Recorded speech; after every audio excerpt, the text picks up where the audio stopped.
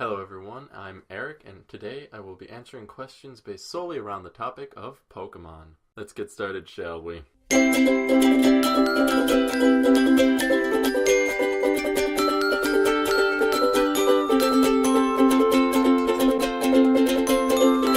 the nerd fighters!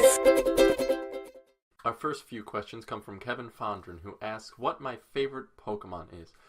My favorite Pokemon is Umbreon. I've always loved Umbreon since Gen 2 when it came out. It's just so cool looking. It's my favorite evolution out of everyone. It's just awesome and dark, and it looks so cool. And I actually have a shiny one, and the blue rings around its ears and its tail are just... He also asked what my favorite generation is. My favorite generation will probably be Generation 5. The story in it was just fantastic. I love what they did with Black and White, and I love what they did with Black and White 2. It's just a really good, deep story based on truth and ideals. And all of the Pokemon within it are pretty much awesome. There's not really any that I can think of off the top of my head that I don't like. But then again, I like pretty much all Pokemon, so you're gonna give what you take. Third question is, if I had a profession in the Pokemon world, what would I be?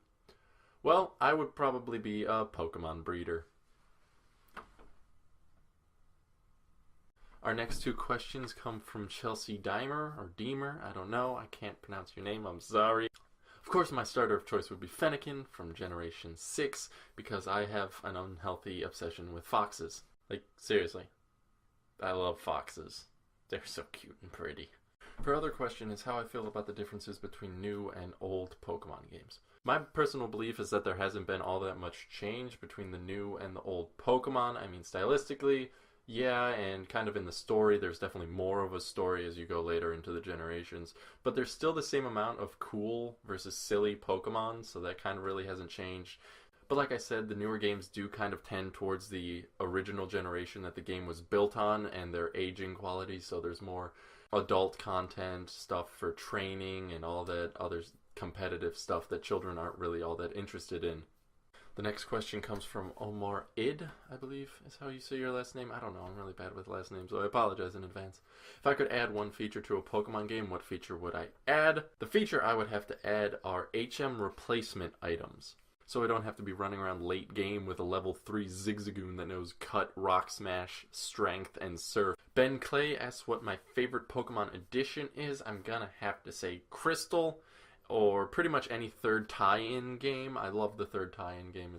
Tyler May has 3 questions for me. How do I play the game? Have I ever dressed up? And what my favorite type is. First of all, let me say that I have never dressed up for a Pokemon thing. My favorite type is Dark, as is imposed by my favorite Pokemon, who is Umbreon, who is a Dark type. I just love the Dark type. It's just cool, and you have Absol, you have Bisharp, you have all those awesome Pokemon. Your third question, however, how do I play the game? Well, usually I tend to get both versions of a game, as in X and Y with the latest generation. The first game I play through just to get the story. However, once that's done, that game becomes my resettable game. So if I ever want to play through the game again, I have that game I can just reset and play through and then reset and play through, etc., etc. The other game becomes my completion game. And as is apparent with my Pokemon Y, I have over 300 hours put into that game, and it's very, very, very far along. Next up, we have Josh, who asks who my favorite Generation 6 Pokemon is. My favorite Generation 6 Pokemon would have to be Carbink, because he's adorable, and he's a wall, and he's carbon, and I don't know. I just felt very connected to him. I caught him. He was the first Pokemon I tried to get a shiny for and gave up trying to get a shiny of. And soon I'm going to love Diancie, because Diancie is pretty much the queen of all Carbink, so she's going to be on my top list, of course.